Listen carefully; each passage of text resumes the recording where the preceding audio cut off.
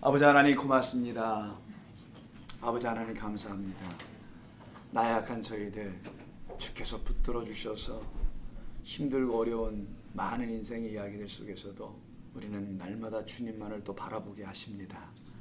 그래서 새 힘을 또 주시는 우리 하나님하고 눈이 마주치고 마음이 하나가 되어서 주님이 주시는 은혜의 그 기쁨의 이야기들을 다시 들려주실 때 우리는 새 힘 얻고 일어납니다. 이 시간에 저희들을 불러주신 것은 그 같은 이야기를 또 들려주시기 위함인 줄로 믿습니다. 그 하나님과 기쁨을 나누는 귀한 이 시간이 되도록 도우시고 축복하여 주시옵소서. 참석한 모든 성도들 위에는 저마다를 부르신 하나님의 뜻대로 그 한 사람 한 사람을 지명한 그 뜻대로 다 새롭게 지어지는 시간 되기를 원하오며 예수님의 이름으로 기도드립니다. 아멘.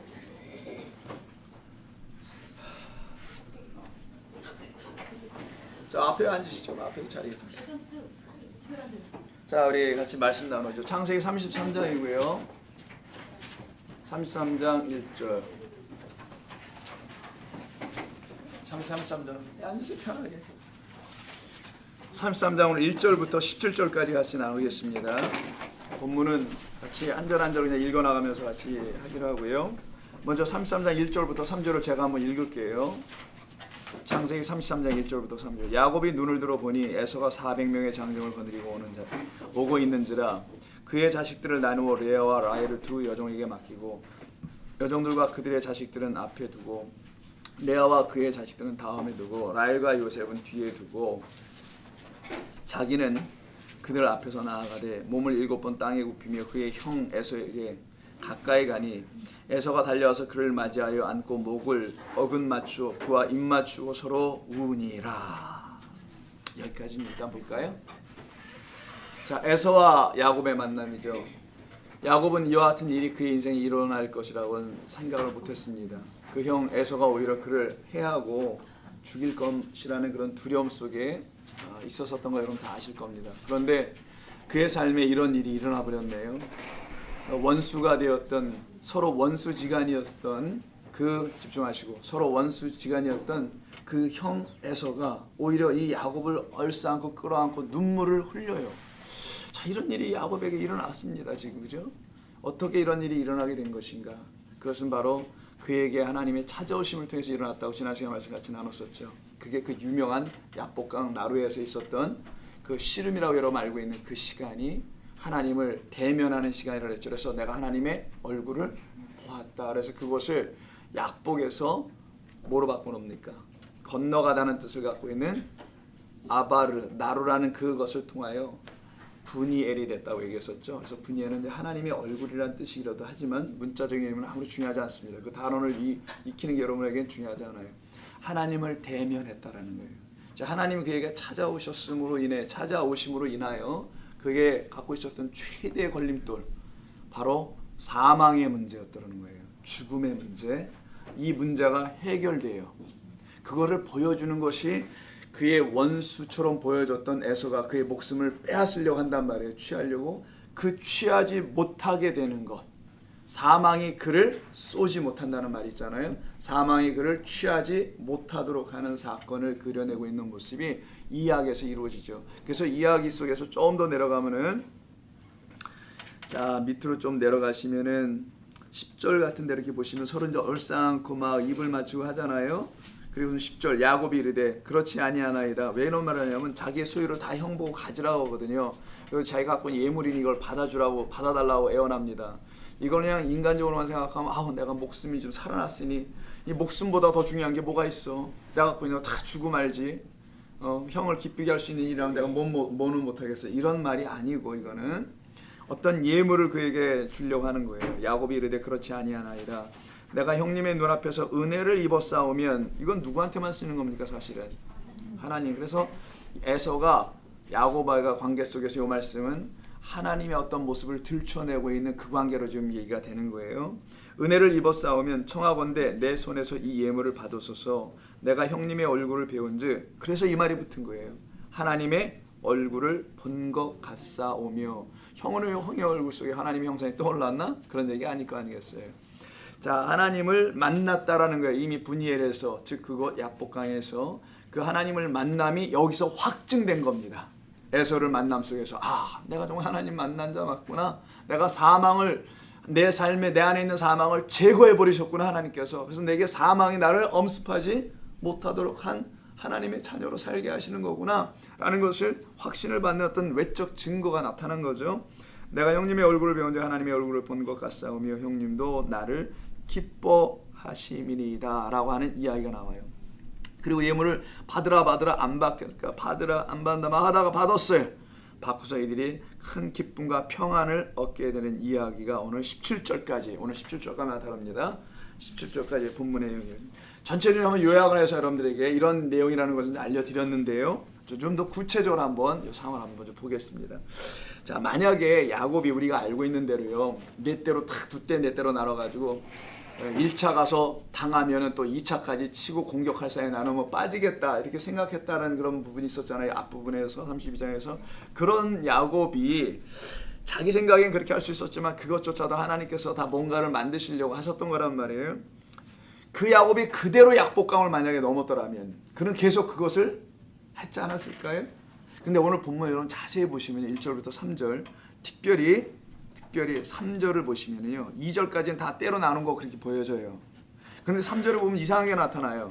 자기는 그들 앞에서 나아가되 몸을 7번 땅에 절한다는 얘기 나오죠. 만약에 야곱이 계속 32장에 본인이 갖고 있던 생각대로 뭐 때를 나눠가지고 공격을 하고 치면 난 뒤로 빠질 거야 이런 생각을 갖고 있었다면 3절 같은 일이 없었을 거 아니겠어요. 맨 앞에 서지를 않을 거 아니겠어요. 근데 자기가 사실은 다 뒤로 해놓고 맨 앞에 서더라는 거죠. 무엇을 말할까요? 왜 야곱은 이런 변화가 일어났을까요? 그래, 분이엘에서 사건이 이게 중요한 건데 거기서 무슨 변화를 일으켜요? 어떤 변화? 죽고 살아남의 변화를 배웠다는 거죠. 그게 바로 이 허벅지 관절이 부러졌다는 걸로 비유해 준 거잖아요. 사실은요. 나는 죽고 살아난 자니까 이제는 죽음이 두렵지가 않은 자가 돼버려요. 참 생명의 주인이 내 하나님이라는 거 아니까 이 육신의 죽음에서 해방돼 버리네.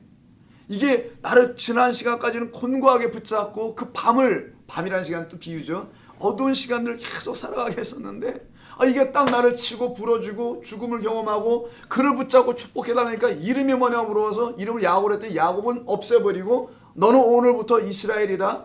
너는 야곱은 더 이상 존재하지 않는다. 이런 이름으로 바꿔주시질 않나? 당신의 이름이 뭡니까 물어보니까 말씀 안 해주시네요. 그는 존재로 이해해야 되는 거기 때문에 나는 내 이름이 있지 않아. 나는 너희 안에 살아있는 존재로 들어가 있는 것뿐이야. 그게 성도의 진짜 확신이거든요. 이름 석자 외쳐서 되는 게 아니란 말이에요. 예수 외치거나 하나님 외쳐서 되는 게 아니고요. 자, 그렇게 하나님을 알게 된 전날의 이야기가 이 인생에 있었다라는 거예요. 야곱이. 그러니 이가 맨 앞으로 딱 서요. 두려움이 없게 됐다는 겁니다. 뭐 애들 말대로 겁 없어졌어요. 뭐 그런 건가요? 정말 겁이 세상에 그를 엇박할 수 있는 뭐라 그러지? 그 겁을 줄 수 있을 만한 것들이 전혀 있지 않게 된 것이죠. 그래서 야곱이 맨 뒤에 있어야 될 야곱이 맨 앞으로 나옵니다. 예배 시간에 맨 뒤에 앉지 마시고 맨 앞으로 나오세요, 집사님. 요 집사님. 그런 말을 하는 건 아니겠죠, 이게? 자, 그래서 그가 맨 앞으로 나와요. 하나님의 인도하심을 맨 앞에서 따라가는 거겠죠. 야곱은 그의 가장이잖아요. 여기 지금 상황에서는 맨 앞으로 뛰어나갑니다. 그리고는 이렇게 얘기하네요. 4절 보니까 에서가 그 상황에서 에서가 갑자기 달려나와요. 이런 광경과 이런 씬이 일어날 줄은 정말 예상치 못했을 텐데 갑자기 달려나와요. 칼 들고 뛰어나온 줄 알았더니 칼은 안 들고 뛰어나오고 그를 맞이하여 안고 목을 어긋 맞추고, 여러분 저쪽 아저씨들이 인사하는 거 하죠. 딱 붙잡고 이쪽 두 번 이쪽 두 번 이렇게 하잖아요. 막 이렇게 막 서로 공산당 쪽에서도 막 이렇게 하는데 그 중동에 있는 분들도 이렇게 합니다. 그래서 서로 어긋나면서 이렇게 엇갈리면서 좌우를 다 얼굴을 비벼가며 한 몸 됐다는 걸 말하는 겁니다. 그래서 이게 끌어안는 거예요. 목을 어긋 맞추고 그와 입도 맞추고 서로 우니라. 여러분 어떤 때 웁니까? 이런 때 우는 거예요. 바로 기쁠 때. 진짜 울음. 이게 슬픔으로 씨를 뿌린 자는 기쁨으로, 그 눈물로 씨를 뿌린 자는 기쁨으로 단을 거두는 것처럼 이런 형제의 깊은 화해, 두라고 붙일게요. 두 형제 간의 깊은 화해, 화목, 이게 오늘 주제입니다. 오늘 성경은 이 부분을 강조하고 있는 것으로 제가 보여져요. 뭐 여러분들도 그렇게 보실 거라고 보고요. 형제, 두 형제 야곱과 에서예요. 이 두 형제의 깊은 화해가 일어나요. 그 화해의 이야기가 어떻게 성경 전체 이야기하고 연결되어 있는지를 우리 같이 바라보는 시간이 되죠. 이렇게 우는 거예요. 울었다는 것은 지난 시간에 모든 앙금들이 다 사라졌다는 거잖아요. 야곱이 들고 나왔던 선물들 보고 에서의 마음이 녹았나요? 저 본문상으로 그냥 웃기는 얘기로 하겠습니다만 선물은 뒤에 있었거든요. 야곱 마음이 왼수 같은 야곱이 앞에 있었거든요. 근데 이게 어쩐 일인지 이 에서에게서 그런 게 다 사라져 있어요. 하나님께서 하신 건데 하나님께서 이미 승리하신다고 했잖아요. 이 전쟁은 여호와의 전쟁. 그래서 이 여호와의 사자들이 여호와의 군대로 바뀌어 지금 야곱에게 와서 야곱과 싸워 이겨버린 거란 말이에요. 그 여호와의 사자가. 그 여호와의 사자의 전쟁으로 인해서 그가 갖고 있는 궁극적인 두려움, 그 죽음이라는 두려움이 완전히 가셔버리게 되니 그 사건이 에서에게서 딱 들추어 나버린 것이죠. 너를 해할 자가 없다라는 거예요. 자, 이게 그럼 형제 간의 깊은 화해를 이루어야 됩니다. 여러분들 형제들 간에 막 싸우러잖아요. 가끔 이집도 그러죠. 알고 있어 제가 다. 형제들 간에 아직도 불편해가지고. 농담이야. 뭘 진짜로 받아들인 것 같아. 이거는 그냥 해본 말인데 여러분 이분들이 맨 앞에 오늘 처음 앉으셔서 잘 모르는데 이건 맨 앞에 계신 분은 교육 보재예요. 그냥 여기 있다 굴러. 이분은 되게 심각한 분이에요. 여기 박미수 집사님인데 여기 맨 앞에 교육 보재. 여러분의 삶 가운데서 형제간에 우애가 안 좋은 분들 있잖아요. 왜? 그런 거 얘기하는 게 아니고 형제간에 화해한다는 얘기는 오늘 성경 그런 얘기가 아니고 이걸 땅의 이야기로 풀어가지고 형제들 간에 있었던 앙금이 주 예수 그리스도로 말미암아 다 풀어지고 아멘. 물론 그렇게 됩니다. 그러나면 나오게 되는데 이런 건 그런 본문의 이야기가 아니라는 거예요. 자, 어떤 형제에 대한 이야기를 하는지 한번 들어보죠. 10절 한번 점빼 넘어갑니다. 막 절을 하고 순서대로 아들 딸들이 절을 하고 부인들이 다 절을 해요. 그렇죠? 그게 8절 9절까지예요. 9절 에서가 이르되 내 동생아 내게 있는 것이 족하니 내 소유는 내게 두라. 나는 충분하다. 네가 나한테 더 선물이나 예물을 줄 필요가 없어. 아, 이런 형제들을 꼭 만나야 돼 인생에는. 그지?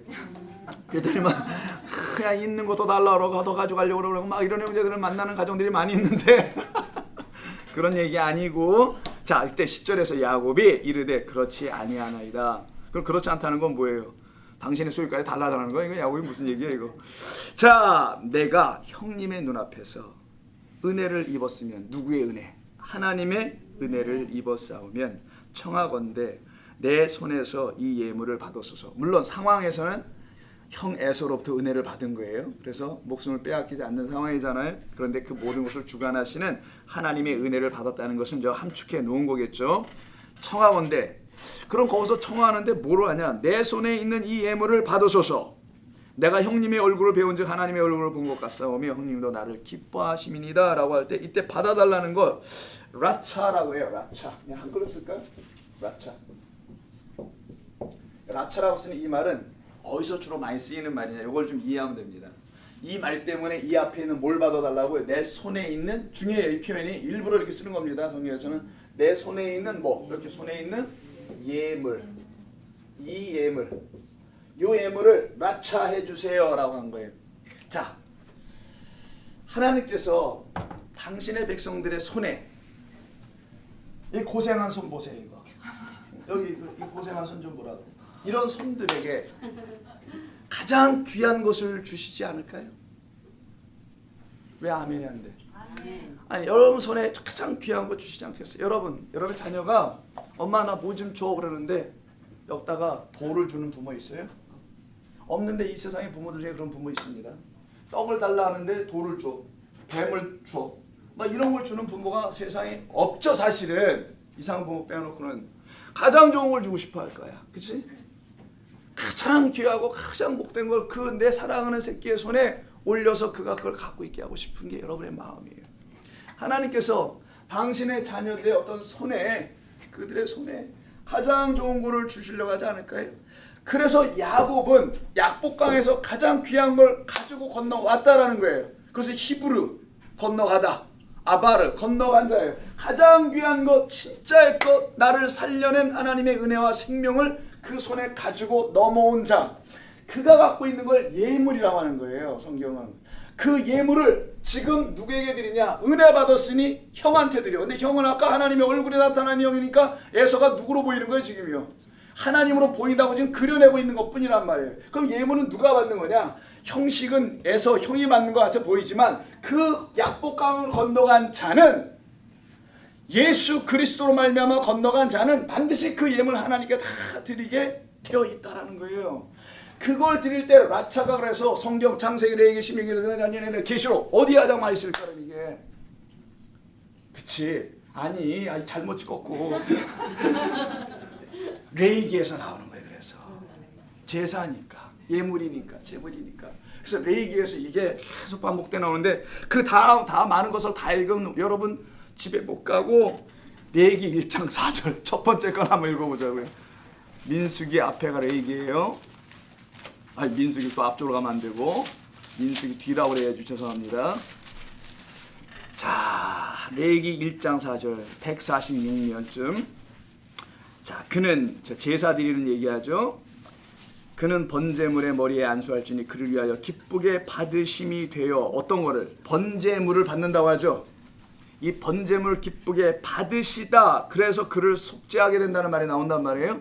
속죄하게 하는 번제물, 그 예물을, 죄송합니다, 예물을 받는다. 누가? 하나님께서 기쁘게 받으신다. 그래서 오늘 기쁘게 받는 얘기가 그렇게 나오는 거예요. 좀 이따 다시 보겠습니다만, 기쁘게 받는다. 이때 받다가 라차예요. 그 라차가 오늘 본문 33장 10절에 내 손에서 이 예물을 받으소서라는 말을 하는 겁니다. 자, 그러면 이 받게 하는 이 예물로 인해서 이 둘 사이에 무슨 일이 벌어지는가? 온전히 다 하나가 되는 일이 벌어진다는 거예요. 자, 보세요. 33장 다시 갈게요. 창세기 33장. 레위기를 찾던 분은 포기하시고 그냥 33절 오세요. 뒤에는 또 있습니다. 다음 주에도. 괜찮아. 뭐 여기 상관없어요. 못 찾아. 못 찾는 대로. 찾으면 찾는 대로. Don't worry. 이곳은 돈 걱정하는 데가 아니야. 자, 그래서 창세기 33장 11절. 이때 형이 안 받으려고 해요. 아까 이 문맥 그대로 보면 나는 있는 것이 많아라고 했죠. 9절에서. 있는 것이 많으나 많아서 안 만나 그러잖아요. 야, 에서는 지금 오해하고 있는 거예요. 아니, 모르고 있는 거예요. 야곱에게 지난 밤에 무슨 일이 일어났는지 몰라, 에서가. 그래서 그의 손에 지금 가장 귀한 것이, 하나님께로부터 받은 것이 무엇인지를 에서가 모르니까, 야, 나 가진 거 많아. 괜찮아. 내 동생 얼마나 고생 많이 하냐. 20년 동안에 마누라 둘이나 얻어갖고, 야, 고생 많았다. 마누라 둘이 있는 거 굉장히 힘든 일이야. 이러면서 서로 위로를 하고 있는데, 그 동생이 계속 강권을 해요. 10절이 11절이 계속 받으라고 하는 거예요.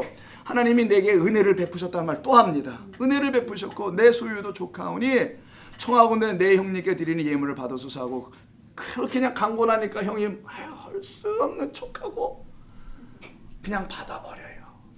자, 이게 뭔 말을 하는 건가? 에서는 모든 재물 드릴 만한 게 자기 손에 풍성하게 있었던 사람이에요. 에서 옛날 기억하십니까? 그 아버지께 드려야 될 그 고기를 사냥하러 막 떠나잖아요. 근데 그는 그런 거 갖고 가면 안 되는 거였거든요.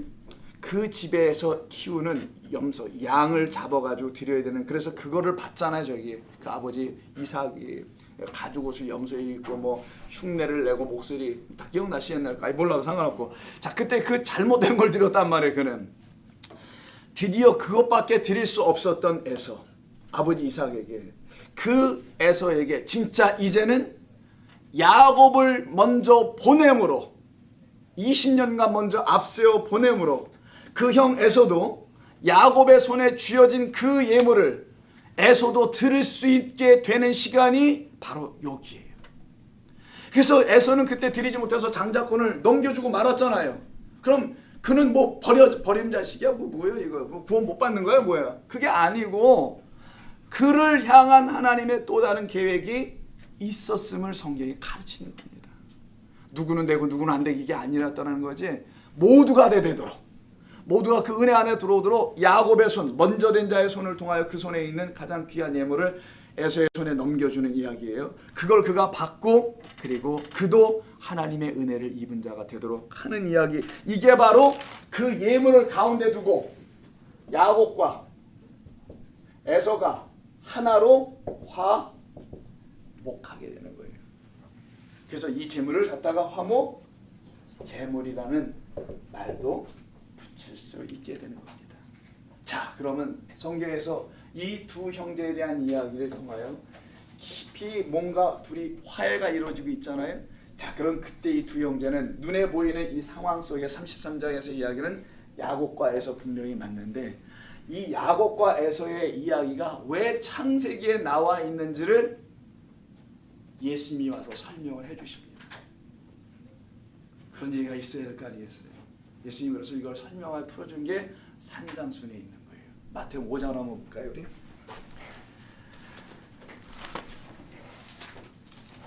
마태복음 5장 21절. 자, 마태복음 5장 21절에서 우리 전에 뭐 산상수 금요일 했던 것 중에 하나입니다만은 한번 다시 한번 상기 한번 해볼까요? 그때 들었던 것을 기억하면서 못 들으신 분들이 이번 계기를 통해서 한번 들어보고 성경은 반복이 되는 어떤 좋은 점이 있어요. 자, 21절 옛사람에게 말한 바 살인하지 말라 누구든지 살인하면 심판을 받게 되리라 하였다는 것을 너희가 들었으나 나는 너희에게 이르노니 형제에게 노하는 자마다 심판을 받게 되고 여기 형제가 나오는 걸 잘 유심히 보세요. 형제를 대하여 라가 이건 욕이라죠. 라가라 하는 자는 공회에 잡혀가고 가게 되고 미련한 놈이라 하는 자는 지옥불에 들어가게 되리라. 그러므로 예물 나오네요. 여기도 조심해서 보시고요. 제단에 드리려다가 요까지 제단에 드리려다가 무슨 말이 나와요? 거기서 내 형제에게 원망 들을 만한 일이 있는 것이 생각나거든 예물을 제단 앞에 두고 먼저 가서 그 형제와 화목하고 그 위에 와서 예물을 드리라. 너를 고발하는 자와 함께 길에 있을 때 급히 사와라. 그 고발하는 자가 너를 재판관에 내어주고 재판관이 옥리에게 내어주어 옥에 가둘까 염려하라. 진실로 내게 이르노니 내가 한 푼이라도 남김없이 다 갚기 전에는 결코 거기서 자 여기다 이제 가로치고 집어넣게 살아나오지 못하리라. 살았자는 제가 붙인 겁니다. 이해를 도모하기 위해서 써도 되고 안 써도 되고 아니 목에 계속 갇히면 여러분 거기서 죽어요. 그냥 나와야 되잖아요. 자 이런 얘기예요. 자 이 말이 도대체 뭐냐는 거죠. 예수님은 여러분 창세기에나 죄송합니다. 출애굽기에 나오는 10계명 중에 제 몇 계명? 6계명 살인하지 말라는 말씀이 여기서 쓰신단 말이에요. 그래서 너희는 옛사람들에게 이렇게 살인하지 말라고 들었으나 나는 너에게 그 뜻이 무엇인지를 설명하겠다. 자 오늘 이 본문에서 살인의 이야기가 흘러가고 있는 거 다 아시죠? 죽이려고 하고 있단 말이에요. 죽임 당할 것 같단 말이에요. 자 그런 살인의 이야기가 있는 이곳에 또 다른 살인의 이야기가 동시에 흘러가고 있다는 것도 드러내야 되는 겁니다. 그게 바로 예물이라는 거예요. 자 아까 화목제물 번제물에 쓰인 라차라는 단어가 쓰인 레이게 제사죠. 제사에는 한 제물이 죽임당하여 드려지는 거잖아요. 그래서 이 형제로 보여주는 두 사람의 어떤 죽임 같은 살인 같은 어떤 상황 속에서 어떤 존재의 죽음이 동시에 흘러가고 있는 게 지금 창세기의 이야기며 그것을 풀어 설명하시는 것이 마태복음 5장 산상순에서 살인하지 말라의 뜻은 이런 것이었다라고 설명해 주시는 거예요. 자 살인하지 말라. 자 이 말씀에서 우리가 좀 강조해서 봐야 될 건 22절 이하입니다. 나는 너희에게 새롭게 말한다. 그 뜻은 이런 거였다라고 하시는 거예요. 형제에게 노하는 자. 이때 노가 NO도 될 수 있어요. 요것도 노. 형제에게 노하는 자, 화를 낸다는 그런 화만이 아니라 노하는 자도 되게 이상하다 말 된다 근데 아니다라고 제가 농담하는 건 아니고요. 자, 그 형제에 대해서 형제가 갖고 있는 어떤 거, 형제가 말하는 그 어떤 것에 대해서 아니야 계속 X만 쳐. 아니야 그거 아니야. 이렇게 X를 치는 no라고 이해를 한번 해보세요. 그렇게 하고 있는 얘기예요. 노하는 자 어떤 존재들마다 심판을 받게 된대요. 아니 형제에게 화를 좀 냈다고 심판받아요 여러분? 아니 그런 얘기를 어디서 들어봤어요? 이게 그런 얘기가 아니라는 거예요. 화를 낸다는 것은 단순한 화딱지 났다 이런 얘기가 아니고 그가 말하는 것을 받아들이지 못하겠다. 그럼 여기서 형제는 누구냐? 이게 중요해요. 이 형제를 알아야 된단 말이에요. 예수님은 그 형제를 가르치려고 하는 겁니다. 자, 좀 더 갈게요. 형제에 대해서 라가라고 이제 욕까지 해. 이 라가도 또 욕이잖아요. 라가, 나가. 나가라고 막 집 나가라고 욕을 해버려. 라가는 히브리 말로 방언으로 어떤 욕이에요. 상스러운 욕입니다. 여러분 잘 쓰잖아요. 개새끼 뭐 이런 거. 여러분 화나면 그러잖아요. 저놈의 새끼 뭐 이러지 않습니까? 저 양반. 이래서 어디 욕이 되겠어요? 물론 그렇게 하시는 분들이 여기 딱 보니까 셋은 있네 그래도. 그렇게 아닙니다. 거기는 뭐 절 쳐다보세요. 집사님은 아니야. 저 양반. 이게 못 써요. 그래서 그렇게 그런 말들 그런 분들이 계시는데 그래서 제가 대신 다 써주는 거예요. 그러기 위해서. 자, 라가라고 욕을 하는 자는 공회에 잡혀간다. 이게 또 뭔 말이야? 그래서 미련한 놈이라고 하는 자는 지옥벌에 던지겠대요. 이거는 어떠한 사람들의 공통 분모를 설명한 거예요. 노라고 화를 내는 자, 여기 또 뭐예요? 욕을 하는 자, 미련한 놈이라고 말하는 자는 어떠한 한 형제에 대한 어마어마한 오해를 갖고 있는 모든 존재들. 그 형제는 예수입니다. 당신을 얘기하려고 하는 거예요. 근데 이걸 설명합니다. 구약으로부터 다. 내가 이 땅에 온 너희들이 형제인데 그 형제의 말을 알아듣지 못해서 그 형제 보고 나가라고 그래. 성전에서. 욕을 해 막. 라카라고 욕을 해. 그에게 막 분노를 해. 소리질러.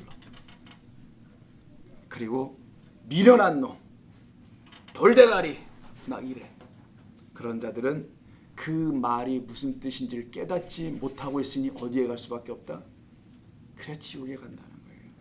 지옥에 떨어질 자들을 위해서 생명의 말씀을 아버지의 말씀을 들고 온 그를 알아듣지 못하면은 그를 십자가에 못 박아 버리고 끝을 내다라는 거지. 그게 지옥으로 떨어졌던 우리들의 존재입니다. 우리들의 모습이에요. 그렇게 떨어지는 것이 십자가의 사건이 거기까지 설명한 거예요. 우리의 지옥 백성이라는 사실을 알게 해준 게 십자가입니다. 그럼 거기서 끝나지 않고 하나님의 은혜로 다시 우리를 살려내는 이야기가 제2막으로 올라오는 겁니다. 이게 부활이에요. 그래서 우리를 다시 살려내시려고 우리에게 찾아오시는 진짜 우리의 형제를 만나게 하시려는 이야기입니다. 자, 가볼게요. 23절. 그러므로 너희는 예물을 제단 아래 드리다가, 여기 뭐 욕하는 자들이잖아. 전부 다 이 대상 예물을 드리는 자들은 성전에서 열심히 하나님을 믿어보겠다고 했던 모든 존재, 이 라차를 하고 있는 모든 사람들, 나름대로 신앙생활 다 한다고 하는 우리를 포함한 모든 존재들이 예물을 제단 아래 드리려다가 거기서 내 형제에게 원망을 들어. 이때 형제는 똑같은 형제예요. 그 형제가 뭐라고 원망을 해? 너 이거 아니야. 이 예물 드리면은 안 돼라고 하는 어떤 형제가 튀어나와. 그게 예수예요. 성전에서 너희들이 하고 있는 그 예배, 너희들이 하는 그 신앙생활, 종교 모든 거 바리새인들이라고 해서 그거 아니야라고 딱 얘기하니까 이게 뭐 안식일법서부터 한두 가지가 아니잖아요. 그러니까 어떻게 해요? 욕하고 미련한 이렇게 한다고 그러는 거예요. 그래서 그 형제가 오히려 지적을 하고 있었다라는 거예요. 그 원망 들을 만한 일이, 내 형제에게 원망 들을 만한 일이 갑자기 생각나거든. 무슨 말이에요? 그때 그 예수께서 가르쳐준 말이 이런 뜻이었다는 것이 갑자기 생각나면은, 갑자기 생각나거든. 예물을 제단에 내려놔라. 그 예물 갖고는 안 됨을 알아라. 이거예요. 그 예물 내려놓고 먼저 가서 어떻게 해요? 그 형제와 화목해라. 도대체 이 화목이 뭐냐고. 화목이 어떻게 하는 거냐고요. 24절에서 화목을 갖다 디아라소마이, 이거 좀 쓸게요. 한글로 디아라소마이. 이게 뭐 일본말 같기도 하고. 자, 디아라는 말과 라소마이, 디아, 이 두 단어의 합성어예요. 디아라는 것은 thoroughly, 영어로 완전하게, 철저하게, 이런 뜻이야. thoroughly. 라소마이가 문제겠네요. 요것만 하시면 돼요. 이게 화목과는 관계가 없어요. 이거는 change, 완전하게 철저하게 바꾸다. 수동 때는 바뀌는 거고, 철저하게 바꾸게 하는 어떤 예물로 그 형제와 화목이 된다는 걸 말하는. 근데 이 단어를 갖다가 reconcile, 화목이라고 번역을 하게 하는데, 그래서 여러분 뭐 화목하라 성경에 신약성에 많이 나오죠. 이 단어가 다 이거예요. 이건데 이 단어에 공간복음서에서 우리 주님이 처음 쓰는 겁니다. 산상순에서 그것도 쓰시면서 화목이라는 건 뭐냐? 완전하게 변화시키는 그 어떤 것이 너 안에 들어오면 그 형제가 갖고 있는 것, 말이에요. 사실은 그 말과 내가 갖고 있는 어떤 것이 서로 다른 이유로 전엔 부딪히고 원망하고 뭐 어떻게 했던, 그래서 욕도 하고 뭐 했던 그 모든 것이 다 사라져버리고 너는 그와 화목하게 될 거야. 화목은 그의 말을 받아들인다는 거예요. 그래서 디알라스, 완전히 철저하게 그의 생각이 바뀌게 된다는 겁니다. 즉 너희들은 하나님의 뜻대로 행하는 그 형제가 갖고 있는, 그 형제는 하나님의 뜻대로 행하는 예수밖에 없어요. 그분은. 우리 주님 예수님께서 그 형제라는 말로 여기 쓰이고 있는 건데, 그 하나님의 뜻대로 행하는 그 형제 예수께서 갖고 계신 것과 반대편에 있는 것을 갖고 있다면, 이런 말이에요. 그것이 아닌 다른 것을 내가 갖고 있다면 그 반대되는 것으로 하나님께 드리지 말고 그건 제단에 내려놓고 그 형제와 같은 뜻, 같은 마음을 가졌을 때 같은 마음을 갖게 한 그 예물, 그 예물로만 내가 들고 와야지. 그때 너는 그 형제가 너에게 말했던 모든 말들을 이해하게 되고, 그리고 그 형제와 드디어 화해하게 되고 화목하게 된다. 이게 진짜 참된 화목이라고 지금 주님께서 가르쳐 주시고 계신 겁니다. 자, 이게 바로 23절과 4절에서 얘기한 거예요. 근데 이걸 우리가 대부분 어떻게 이해했냐면, 전에는요, 관계가 안 좋은 형제들끼리 싸우고 예배당에 어떻게 예배 드리러 옵니까? 가서 화해하고 예배 드리세요. 이렇게 되게 아셨을 거예요.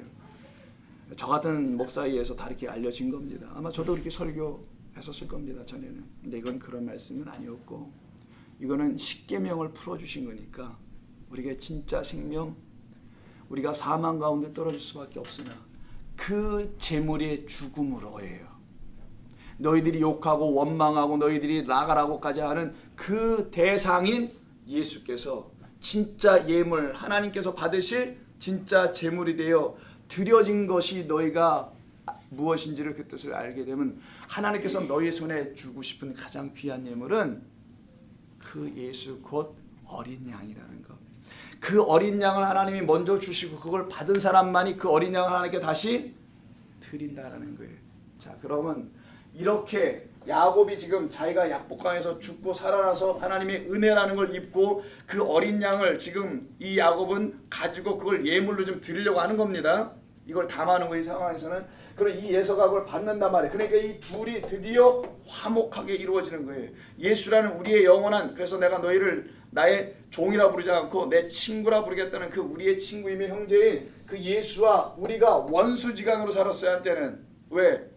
깨닫지 못함으로 그 말의 뜻을, 그래서 그를 반목하게 되고 거부하게 됐던 삶이 있었던 겁니다. 신앙생활에. 근데 그게 성령으로 말미암아 깨달아 알려지기 시작해요. 땅에 있는 이야기, 형제간의 어떤 그런 걸로 들리지 않고 하늘의 그 형제가 땅에 있는 우리라는 차자들, 또 다른 형제에게 찾아오는데 어떻게 찾아오냐? 당신을 내어주며 십자가에서 내어줘, 희생양으로. 그리고 나를 받으라, 나를 영접하라 라고 하시는 그 말씀대로 그를 생명의 구주로 영접한 그 형제들은 그와 다 화목하게 되고, 그리고 그들의 손에 존귀한 가장 귀한 생명의 주를 하나님께 다시 이거밖에 나는 받은 게 없습니다라고 드리는 걸 진짜 영적 예배다라고 하는 거예요. 이걸 산제물을 드린다고 해요. 죽은 제물 드리는 게 아닌 거래요. 더 이상 성도는 죽은 옛날에 그 제사 같은 양을 죽여서 드리는 게 아니라 내 안에 살아계신, 그래서 살아있는 예배, 내 안에 살아계신 하나님으로 이 땅에 오신 그리스도를 드리는 거. 나는 이거밖에 드릴 것이 없습니다. 이렇게 드리는 화목한 이런 제사를 드리게 하는 것이죠. 그래서 그 형제가 갖고 있는 예물로 너희들도 드려야 한다는 것을 가르치신 거예요. 그게 형제와 화목하라. 이게 이루어지지 않으면 너는 그 옥에서 결코 나올 수 없다. 언제까지 못 나오냐? 26절. 한 푼이라도 갚기 전에 하죠. 에스카토스 코드란테스입니다. 이게 한 푼이 아니에요. 이게 한 푼 줍쇼가 아니란 말이에요. 이렇게 번역을 해가지고 이게 어려워지는 건데, 에스카토스, 그냥 한글로 쓸게요. 코드란테스. 무슨 사람 이름 같다. 코드란테스, 세르반테스. 아시잖아요, 세르반테스. 이거 이 따다다다다 하고 돈키호테 이게 세르반테스죠. 그거 쓴 사람이. 자, 이게 다 녹음이 되네 여기 보니까. 자, 코드란테스 이런 사람 이름이면요. 에스카토스는 끝. 마지막. 종말로 번역되는 단어예요. 에스카톨로지라는 영어가 여기서 나오는 거고, 코드란테스는 여러분 주머니에 있는 쿼러 있죠? 4분의 1이라는 뜻이에요. 4개 중에 마지막 하나라도 4개 떨어져 너를 채워놓지 못하면, 내가 이것을 갖고 그것마저도 갚아내지 못하면, 이렇게도 볼 수 있고, 그 4분의 1이라는 것을 내놓지 못하면 너는 옥에서 못 나와. 이 얘기예요. 한 푼이라는 말이 아니라 4분의 1이 뭐냐? 살인하지 말라, 간음하지 말라, 거짓 증거하지 말라, 마지막 4번째 것, 사랑하라. 원수를 너는 미워하라 배웠지만 나는 너에게 그렇게 가르치지 않는다. 원수를 사랑하라. 내가 그렇게 할 거야. 너희들 나와 원수가 되어 있는데 지금 그 원수를 내가 내 은혜로 확 덮어버릴 거야. 내 십자가로 다 덮어버릴 거야. 그리고 너희는 그 십자가 아래서 꼼짝 못한 내 은혜 받은 자들로 다 만들어 놓을 거야. 그렇게 됐을 때 너는 마지막 그 사랑이 너희 가문에 가득 채워진 그것으로 다 갚아버리고, 너의 모든 죄값이 거기서 다 도말돼 버리고 페이백 다 해버리고 너는 그 옥에서 나오게 될 거야. 그래서 4가지가 쭉 산상순에 살인하지 말라서부터 4가지가 쭉 나오는 거예요. 그게 딱 끝나니까 6장으로 넘어가는 거야, 산상수연이. 그 다음부터는 성도가 어떻게 살아가야 되는지, 그 유대교에서 가르치셨던 잘못된 것부터 어떻게 구분하여 너희는 다음 같은 것을 주의하라. 기도할 때 주의하고, 구제할 때 주의하고, 이런 걸 하나하나씩 주님이 가르치시는 내용이 뒤따라 나오는 겁니다. 바로 그 사람이 눈처럼 보이는 이 코드란테스가 바로 마지막 4번째 것, 그게 하나님의 완성하심이라는 사랑이었던 거예요. 그래서 그것으로 화목하게 되는 거죠. 이 예물, 이 형제가 드린 그 제물이 바로 어떤 제물이었는지를 알려주는 2번의 중요한 사건, 오늘 이 본문 야곱의 이야기와 그리고 산상수는 5장에 있는, 마태복음 5장에 있는 이야기를 사실은 미리 창세기에 다 해놨어요. 그 해놓은 이야기를 한번 볼까요? 창세기 어디서 나오냐? 2 형제 이야기 여기만 있지는 않잖아요. 아담의 2 아들 가인과 에서레네, 아벨에게 나타나죠. 4장 4절을 보세요. 창세기 4장 4절. 그럼 창세기 4장 4절 보시면 3절부터 보는 게 나을까? 2절부터 보지 뭐. 이러다 처음부터 다 보겠네. 그가 또 가인의 아우 아벨을 낳았는데 아벨은 양치는 자였고 가인은 농사하는 자였다라 되어 있어요. 세월이 지난 후에 가인은 땅의 소산으로 제물을 삼아 여호와께 드렸고, 아벨은 자기도 양의 첫 새끼와 그 기름으로 드렸더니 여호와께서 아벨과 그의 제물은 받으셨으나 가인과 그의 제물은 받지 아니하신지라. 가인이 몹시 어때요? 노하여, 이게 분이야. 아까 그 형제에게 노한 자라고 있었죠. 산상순에서 노하여 안색이 변하니 그 형제를 죽이게 되죠. 노한 자들이 죽인 게 십자가 사건입니다. 그 십자가 사건에서 노한 자들로 말미암아 예수님은 십자가에서 죽임을 당해요. 그들이 갖고 있는 율법에 의해서 예수님이 처단당했단 말이에요. 그래서 이렇게 처단당하는 이 모습이, 이 죽임당한 이 아벨이라는 존재가 예수님의 모습을 미리 예표하고 있는 그림 설명인 것뿐이에요. 자, 그럼 이때 이 형제인 아벨이 드렸던 예물은 뭐라고 되어 있어요? 제물이라고 되어 있잖아요. 여기 본문에 4절에서 3절도 그렇고요. 근데 이게 제물이 아니라 오늘 본문에 있는 예물과 똑같은 단어입니다. 여기 갖다가 우리 교회 어떤 집사님 이름과 비슷하다 해서 민하예요.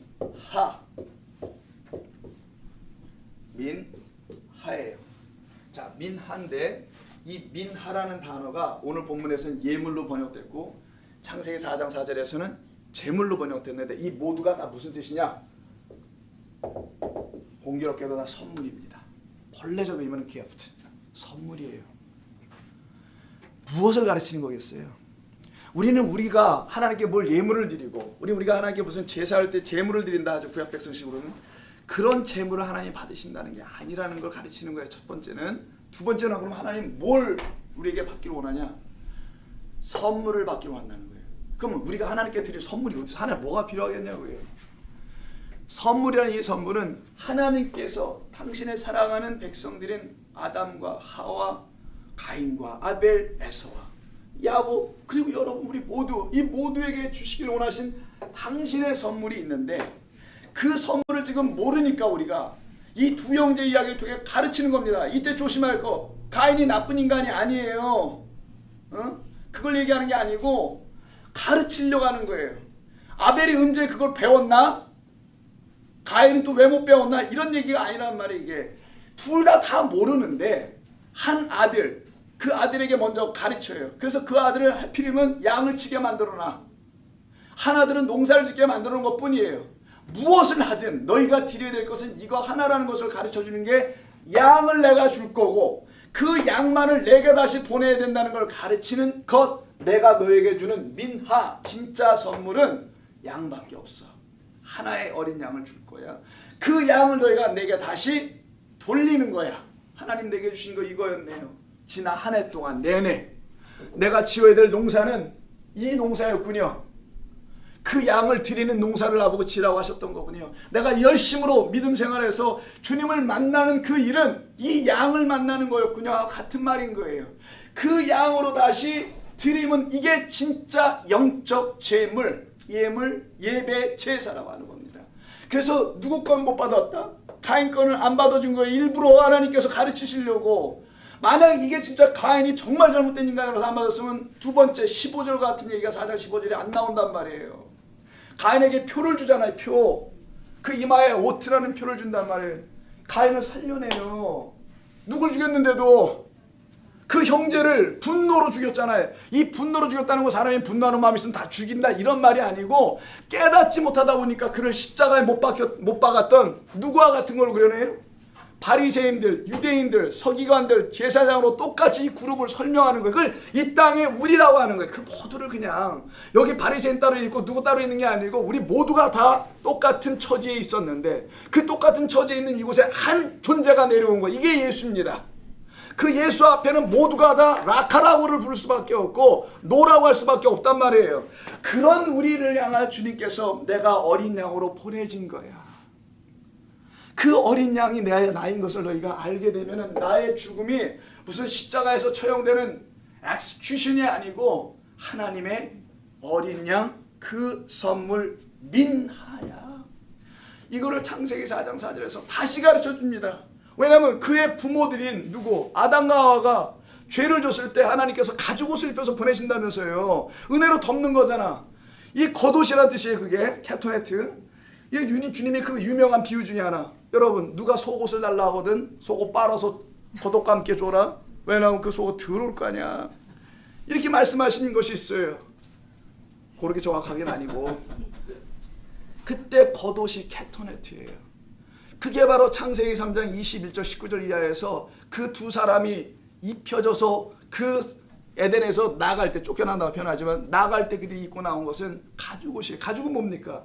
어떤 생명체, 동물의 가죽밖에 더 있겠어요? 그게 벗겨졌다는 것을 암시해놓고 힌트해놓은 거 아니겠냐고요. 바로 그것의 벗겨짐이 3장에서 그의 부모들에게 입혀진 새 옷이 되었던 것을 이거 갖다가 신약성에서 사도 바울은 누구의 옷이라고? 그리스도의 옷 입었다. 그리스도로 옷 입었다 한단 말이에요. 우리를. 그걸 그리스도의 옷이라고 설명한 거예요. 그 그리스도의 옷을 어린 양의 죽음으로 새롭게 입었던 그 아버지 어머니처럼 그의 아들들도 똑같이 그 어린 양을 가르치고 있는 것뿐인 거예요.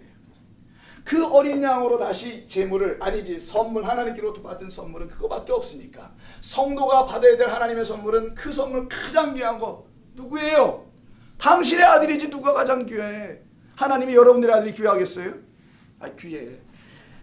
당신의 아들을 잡아서 주는 겁니다. 생명으로 준다는 거예요. 우리에게 다시. 이 이야기가 지금 여기에 흘러가고 있는 거고요. 그게 바로 또 한 번 있어요. 아까 뭐라 했습니까? 디아라스가 완전히 바꿔진다 그랬죠. 가인아 네 재물 내가 완전히 아벨의 제물로 바꿔서 내가 받을 거야. 이런 걸 가르치는 거예요. 그렇게 못 드리는 우리에게 말씀하시는 거야. 너희가 드리는 그런 제물이 아니라 너는 이거밖에 드릴 것이 없다라고 고백하도록 내가 만들기 위해서 너의 제물을 어떻게 해요? 바꿔버릴 거야. 그게 change, 라소마이라는 거예요.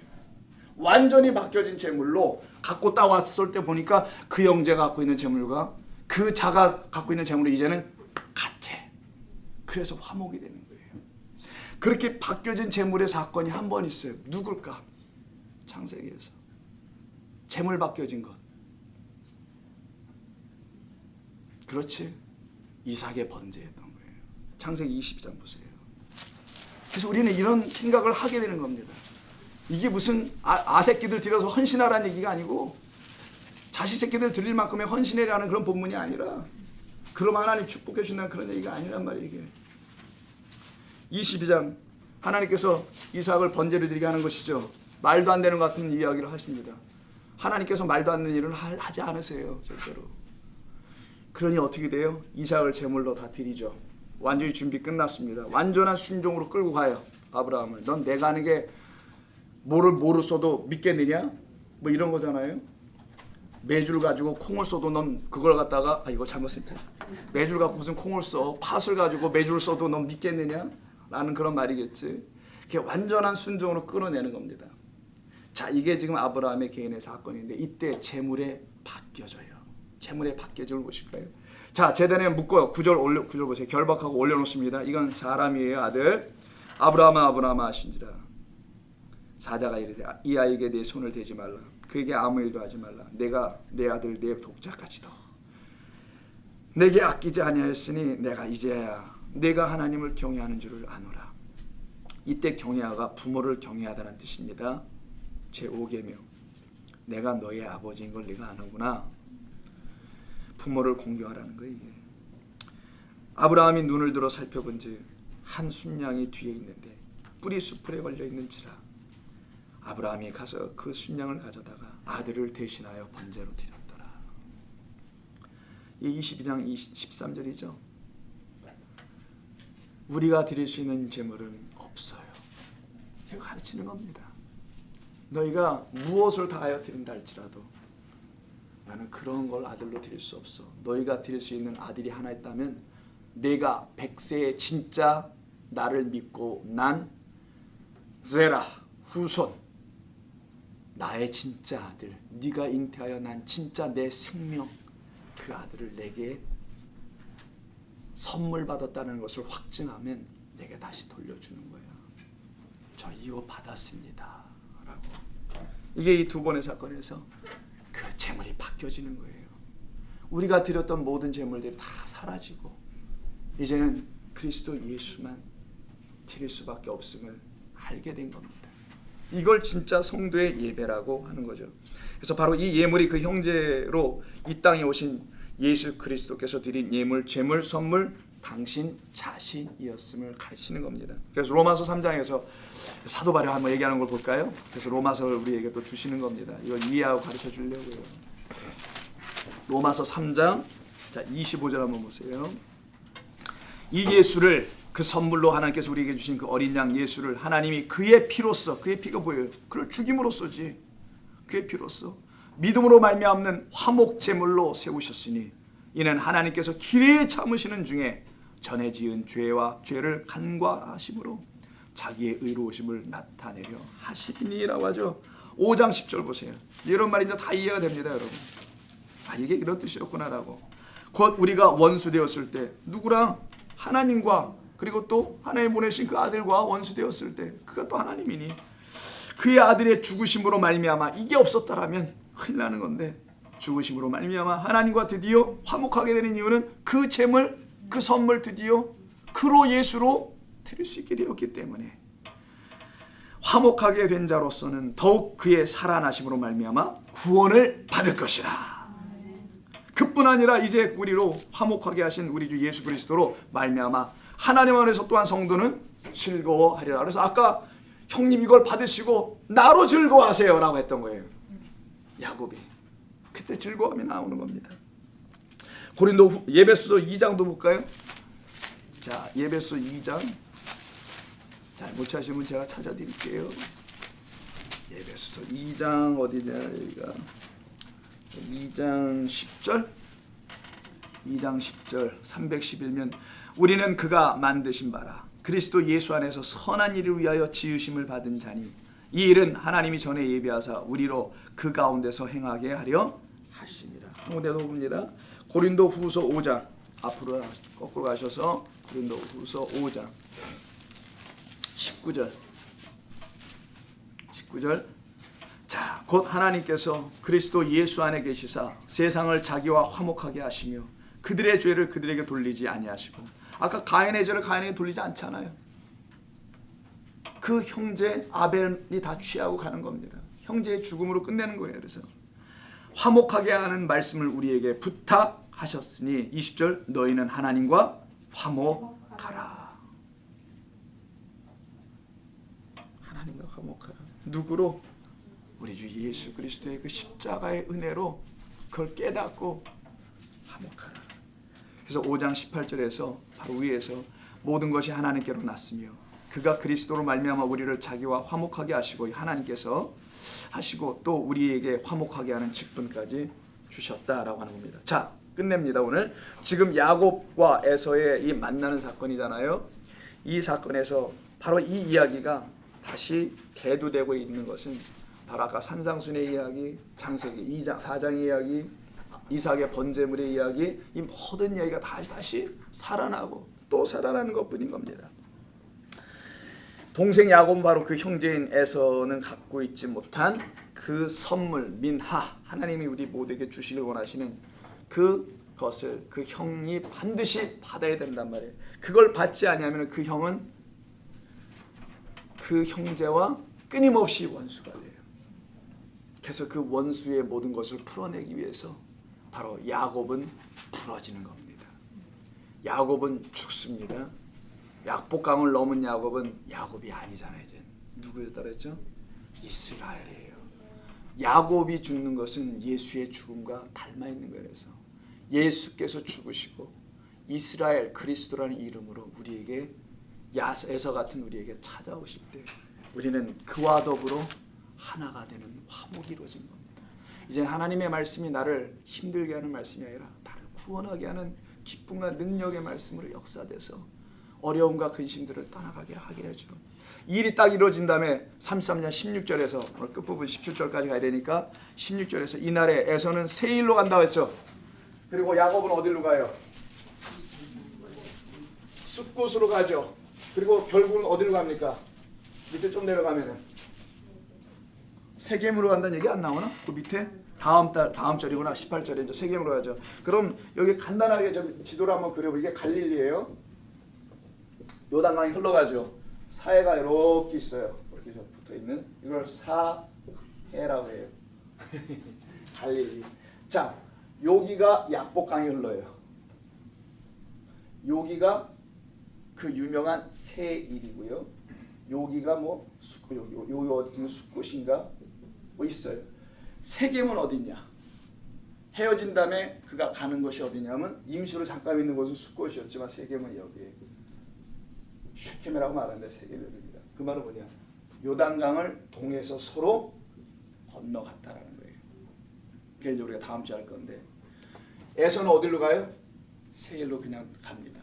야곱은 계속 어딘가로 끌고 가는 거예요. 지금 이걸 성도의 신앙의 여정으로 가르치는 겁니다.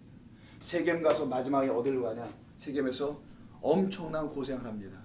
엄청난 마음 아픈 일이 벌어져. 하나밖에 없는 딸 디나가 강간을 당해요. 그런 일이 어서 벌어져서 깨달아요. 아, 내가 갈 곳은 여기가 아니고 어디로 가야 된다. 결국은 베델로 가는 거예요. 그래서 베델이 마지막 장소가 됩니다. 야곱에게는. 이렇게 끌고 가시는 거예요. 하나님은. 이걸 성도의 신앙의 여정이라고 하는 거예요. 그래서 출애굽기 12장 37절 안 볼게요. 애굽에 있는 사람들을 끌고 나오신단 말이에요.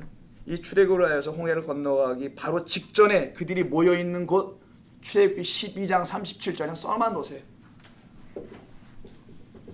이들이 모여있는 곳도 공교롭게 하필이면 오늘 야곱이 세겜을 건너가기 전에 잠깐 모였다는 하룻밤 잤다는 어디? 숫곳이라 했죠. 이 이스라엘 백성들이 홍해를 건너기 바로 직전에 이들이 진을 치고 있었던 곳이 한 군데 있어요. 그곳 이름을 출애굽기 10장 30절에서 숫곳이라고 합니다. 거기도 물론 지역은 달라요. 하나는 이집트 상부 쪽이고요. 하나는 여기 가나안 땅이에요. 왜 이렇게 얘기했을까? 이 둘은 처음부터 얘기했죠. 닮은 꼴이 있다고. 출애굽시키는 거라고. 라반의 집에서 출애굽시키고 바로의 집에서 출애굽시키는데 잠깐 머무는 그곳이 숲곳이라는 것을 지나가게 하더라는 거예요. 그래서 마치 그곳에서 결국은 이스라엘 백성들이 숲곳을 지나서 홍해를 넘어 요단강을 넘어 들어오듯이 이 야곱도 결국 이 요단강을 넘어 가로질러 들어가게 되는 거예요. 그리고 이곳에 가서 무슨 일을 해요? 이스라엘 백성들이 나중에 여호수아를 통해서 이런 거 하잖아요. 크게 읽어보세요. 전장하자. 우리 옛날 어르신들은 전장터 이렇게 얘기했죠. 여기가 전장터가 돼요. 그래서 가나안 땅이라는 이 전체가 요단강을 건너와도 우리는 전장 속에 있는 겁니다. 그래서 디나와 그리고 형제들이 가서 칼로 도륙하는 그런 무시무시한 일들이 벌어집니다. 우리를 어디로 계속 이끌어 가시려고? 베이트엘, 아버지의 집으로 이끌어 가시려고. 이게 성경의 드라마예요. 여러분, 이런 얘기 듣는 거 괜찮으세요? 이런 얘기를 계속 나누며 나를 구원하신 분은 그래서 알게 되는 겁니다.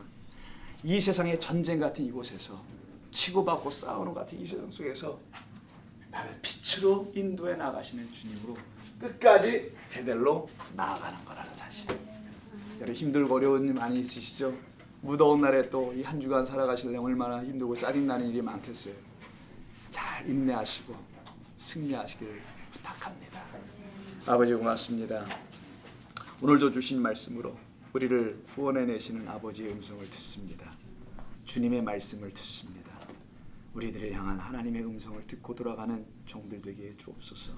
한 주간 무덥지만 건강하게 지켜주시고 가정마다 개인마다 그들의 삶을 주관하시는 우리 주님께서 눈동자와 같이 보호하실 줄로 믿습니다.